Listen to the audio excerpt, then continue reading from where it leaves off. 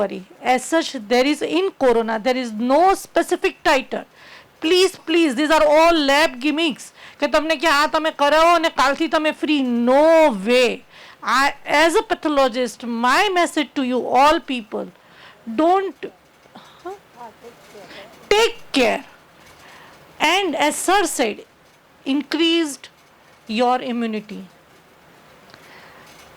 Never ever think કે આજે નથી મેં 2 વેક્સિન લઈ લીધા છે કાલે હું ફરવા જઈ શકું. No way. This is the best message to you all people, and this message spread to everybody. This is definitely you are getting some immunity, but there is no specific titer. Okay, this titer you go on, wow, this is no like that. Okay. One thing I want to add, we don't know anything. As I said right in the beginning, we have not made this body. But there is a philosophy of the healing self, and that is going with the neuropeptides in the brain, what we have learned from neuroscience, and the positive effect it has on the immune system. Because when I spoke about the immune system, I told you all that it is not the strength of the immune system, it is the balance of the immune system that will keep you going. So ultimately, it's a very complicated thing. Best thing is you take what is available, but keep your mind positive. That is very important. That is important. Parag sir, do you want to add something? આમાં કંઈ add કરશો? અને followed by Ashish sir. Vaccine લઈ લીધી છે, corona નહીં થાય પણ એનો વેરિયન્ટ નહીં આવે, અને એમાં વેક્સિન કામ કરશે. એટલે ઓકે, વેક્સિને એન્ટીબોડી બનાવ્યા છે અને કોરોના પૂરતા તમે સેફ થયા છો, પણ મેં જેમ કીધું કે તમારું બોડી, અને કવિ કિશોર સાહેબે પણ કીધું કે તમારું બોડી એવી રીતે તૈયાર કરો કે કોઈ પણ એટેક આવે, તમારું બોડી એવી રીતે તૈયાર હોવું જોઈએ. મેં પહેલાં કીધું કે આઈ ઓપનર, આઈ ઓપનર કંઈ જ નથી. આજે આપણને ખાલી જીડીપીની જ ચિંતા છે, સરકાર, બધી જ સરકારોને જીડીપીની જ ચિંતા છે, એટલે એન્વાયરમેન્ટની તો દય જ નાખવાના છે, અને કોરોનાને એનો ભાઈ રાહ જ જોઈ રહ્યો છે. એટલે તમારું બોડી ઇન્ડિવિડ્યુઅલ લેવલે જે કાંઈ કરવું હોય એ કરો, કારણ કે એઝ એ માસ કશું નથી થવાનું. આજે તમે જુઓ, બધી જ ગવર્મેન્ટ, ફક્ત એક જર્મન ઇકોનોમિસ્ટે કીધું કે આપણે જીડીપી ડાઉન કરવાની જરૂર છે, એન્વાયરમેન્ટને ફરીવાર ફૂલવા ફાલવા દેવાની જરૂર છે. એ કોઈ કરવાનું નથી. એટલે તમે રાહ જોવાની નથી કે હવે કોરોના આવે પછી પાછી આપણે પૂરે રહેવાનું ને વેક્સિન બનાવે ત્યાં સુધી રાહ જોવાની. એ કરતાં તમારું શરીર આ જે બધાએ કીધું એ રીતે તૈયાર કરો કે જે પણ આવવું હોય આવે, અહીંયા કોઈ ભય જ નથી, એવી રીતે તમારું શરીર તૈયાર કરો. Thank you so much sir. Dr. આશીષ.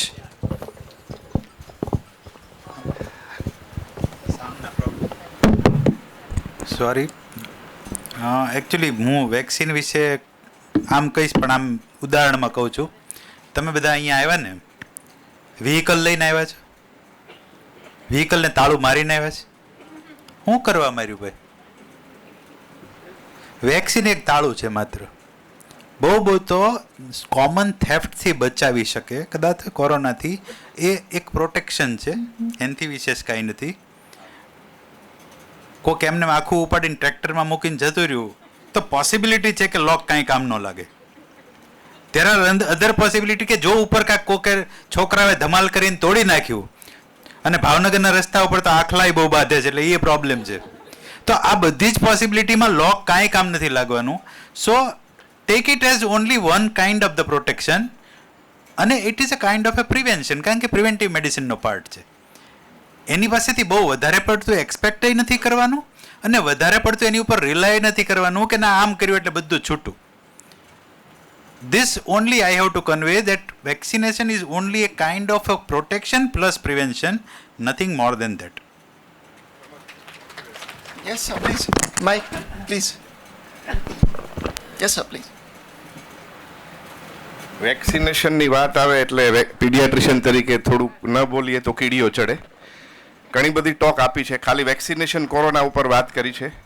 તો મેડમનો જે પ્રશ્ન હતો કે કેમિકલ્સ છે કે લીધા પછી ખરેખર એ બોડીમાં અસર કરે છે કે yes right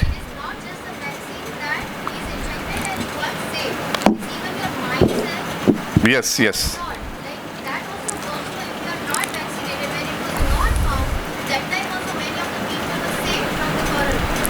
very true agree yes yes I am explaining that વિશ્વમાં અત્યારે 128 અલગ અલગ કંપનીઓ વેક્સિનનું સંશોધન કરી રહી હતી. એમાંથી ભારતમાં 4 કંપનીઓને પરમિશન મળી છે, which is under EUA, emergency use authorization given by WHO and CDC. That is Covaxin, Covishield, Sputnik V and recently ZyCoV D. 2 ડોઝનું શેડ્યુલ છે. પહેલા 2 ડોઝ વચ્ચેનો સમયગાળો 4 વીકનો હતો, હવે સાયન્ટિફિકલી વધારવામાં આવ્યો છે. છાપામાં ઘણું બધું લખાય છે, print media, social media, WhatsApp, Facebook, જે પણ કહેતું હોય. આ જે વેક્સિન છે એ તમે કોરોના વાયરસનું બંધારણ જો જુઓ ગૂગલમાં ઇલેક્ટ્રોન માઇક્રોસ્કોપી, તો એનું સ્પાઇક પ્રોટીન S લેવામાં આવ્યું છે. અને એ પ્રોટીન S એવો ભાગ છે કે જે અલગ અલગ વેરિયન્ટ્સ મ્યુટેટ થતા હોય. માનો કે અત્યારે ડેલ્ટા પ્લસ ચાલે છે તો પણ S પ્રોટીન બદલાતું નથી, એના જીનોમિક સિક્વન્સ બદલાતા નથી. કારણ કે વેક્સિન ડેવલપરને ખબર છે કે આ 6 મહિના પછી બીજું વેરિયન્ટ આવ્યું તો $1 મિલિયન બિઝનેસ છે, ઘણું મોટું માર્કેટ છે. આ વેક્સિન ઝીરો થઈ જશે, કોઈ નહીં ખરીદે. Spike protein is very constant. હવે એના 2 ડોઝ જ્યારે બોડીમાં ઇન્જેક્ટ કરો ત્યારે બોડીમાં નેચરલ ઇન્ફેક્શન આવ્યું હોય એ રીતે બોડી આપણું એને સેન્સ કરે છે વેક્સિનથી, અને એની સામે એન્ટીબોડીઝ ઉત્પન્ન કરે છે. એન્ટીબોડીઝ એ એવા પદાર્થો છે કે કોઈ પણ શરીરમાં ચેપ આવે, એ બેક્ટેરિયા હોય, વાયરસ હોય, પેરાસાઇટ હોય, ફંગસ હોય, એની સાથે બાઇન્ડ કરી અલગ અલગ પ્રકારના કેમિકલ રિલીઝ કરી અને એને શરીરમાંથી દૂર કરે છે. 2 પ્રકારની એન્ટીબોડી હોય, opsonizing and phagocytic. Clinical point of view opsonizing antibody અમારા માટે અગત્યની હોય છે. એટલે આ જે એન્ટીબોડીઝ બની છે, નેચરલ ઇન્ફેક્શન થયું હોય કોરોના મને તો પણ બને, વેક્સિનના 2 ડોઝ લીધા હોય તો પણ બને, 1 ડોઝ લીધો હોય તો પણ બને, અને કોઈ એકે વેક્સિન નથી લીધી અને એને ઇન્ફેક્શન નથી થયું તો પણ સાહેબે એમ કીધું એમ જેની રોગ પ્રતિકારક શક્તિ સારી છે એને ખબર વગર અજાણતા ક્રોસ ઇન્ફેક્શન લાગીને પણ એના શરીરમાં એન્ટીબોડી બની ગયા છે. હવે સાયન્સની વાત કરીએ તો ઘણા બધા રિસર્ચ થયા છે કે જેણે વેક્સિન લીધી છે એ ખરેખર પ્રોટેક્ટિવ છે. ટકાવારીની વાત કરીએ તો 62.5% લઈને 91.8% સુધીની એની અસરકારકતા અલગ અલગ સંશોધન પેપરોમાં જોવા મળી છે. આ કોઈ મોઢાની કહેલી વાતો નથી. This is evidence base research fact about the Covid vaccine all over the world. બરાબર, એટલે એ ખરેખર અસરકારક છે. વેક્સિન લેવી જ જોઈએ. It is not just a chemical કે કોઈ હાઈક ઊભો કર્યો છે કે ભાઈ એ લો એટલે ખાલી તમને સેન્સ ઓફ વેલ બિંગ લાગે. હા, 2 વેક્સિન લીધી છે એમાં એવો પણ રિસર્ચ થયું છે કે જેણે વેક્સિન લીધી છે એ સિરિયસ નથી થતા, એનું ડેથ નથી થતું અને આઈસીયુમાં એડમિશન નથી થવું પડતું. તો આ 3 વસ્તુ તો આપણે જોઈએ છે. જ્યારે કોરોના થયા ત્યારે મગજમાં એ જ હતું કે ડેથ ન થાય, સિરિયસ ન થાય અને આઈસીયુમાં ના જવું પડે. તો આ 3 વસ્તુ મળતી હોય તો મને લાગે છે કે એનાથી best sense of protection or વેલબિંગની કાંઈ જરૂર નથી.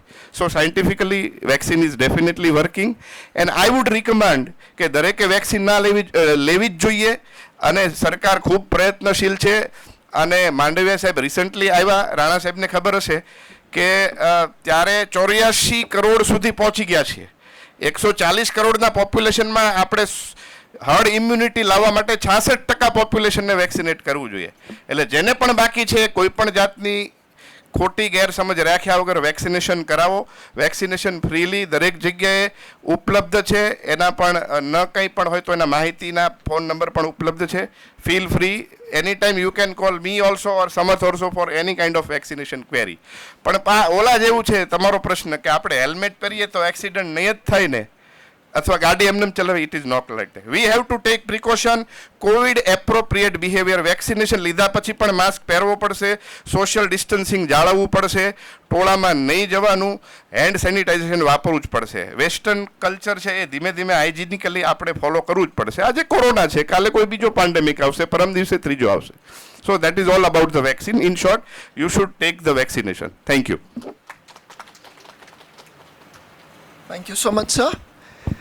લાસ્ટ પોઈન્ટ આજનો મારી તરફથી. સૌથી પહેલાં આ એકદમ આધ્યાત્મિક લેવલે મૌન પ્રજાને જગાવવા માટે તમે ખૂબ જ જોરથી જેટલી સરસ રીતે પાડી શકો એટલી સરસ રીતે આ બધા જ સ્પીકર્સ જે લોકો આ મેટ ટોક્સમાં જોડાયા છે, લાયન્સ ક્લબ, જૈન જાગૃતિ ચંદ્રેશભાઈ, પ્રશ્નો જ્ઞાતિ, અભ્યુદય ટ્રસ્ટ, પછી સાકાર હિતેશભાઈ ફોટોગ્રાફર જે ફોટો પાડે છે તમારો, પછી doctor Nidhi, again I don't think she is here, Sakar exports, આ બધાના જ સપોર્ટથી હું આજે આ કરી શક્યો, અથવા અમે બધા જ આ કરી શક્યા. કેમ કે ધારો કે ડૉક્ટર આશીષે મને કીધું કે તમે યાર તમે દર વખતે આ શો કરી દો છો, પહેલાં તમારે વાળ કપાવવાની જરૂર છે, એવું સાહેબે મને કહી જ દીધું છે કે આ વાળ કપાવો, રાઈટ. પણ જો એવું કહી દીધું હોત તો આ શો ન થાત. મેં સરને કીધું, મેં કીધું સર મારે છે ને મારે કાંઈ વસ્તુ આપવી છે લોકોને, જે લોકોને મદદ કરે, એ ઓબ્જેક્ટિવ છે.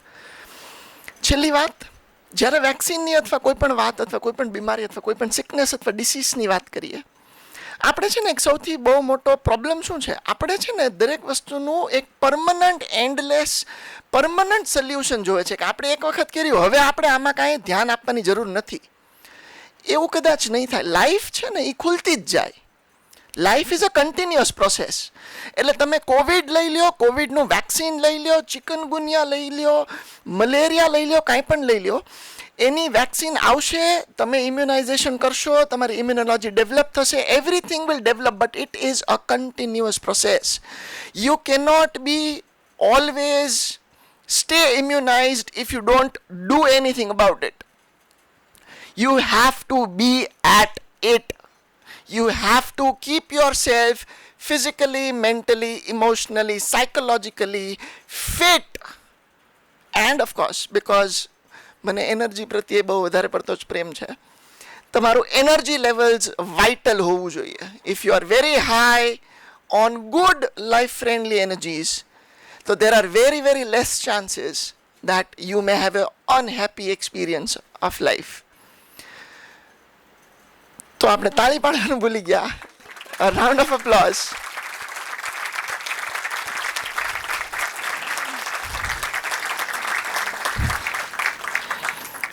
આ આટલું સ્પેસિફિક કીધા પછી સારામાં સારા રાઉન્ડ ઓફ અપ્લોઝ આજ માટે હતું, એટલે એની માટે thank you so much. We end the show here. Snacks available છે, tea coffee, please have it. Last point, જે કોઈ વ્યક્તિને yes my okay my mother always has the last word, you know. હા, ya of course, which is okay. I am sorry come again. હા, I love you my man, I love you. હા, so અહીંયા જો કોઈને energy healing panel માટે કોઈ questions હોય તો, ઓર શો બાબતે કોઈ પણ મીડિયા બાઇટ્સ દેવા હોય, પ્લીઝ અમારી સ્ટેન્ડી અહીંયા મૂકી છે, એનું નામ જ સ્ટેન્ડી છે કેમ કે એનું કામ is two stand.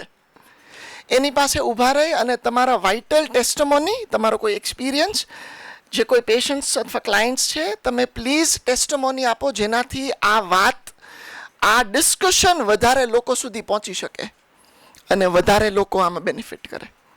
Thank you so much. This time I felt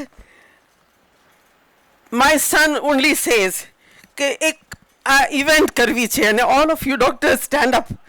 I feel very indebted to you for, and all of you come.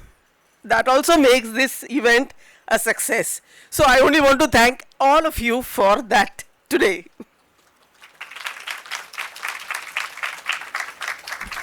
Thank you so much. We end the show. ખૂબ ખૂબ thank you બધાને જ for all the love and support. Thank you so much.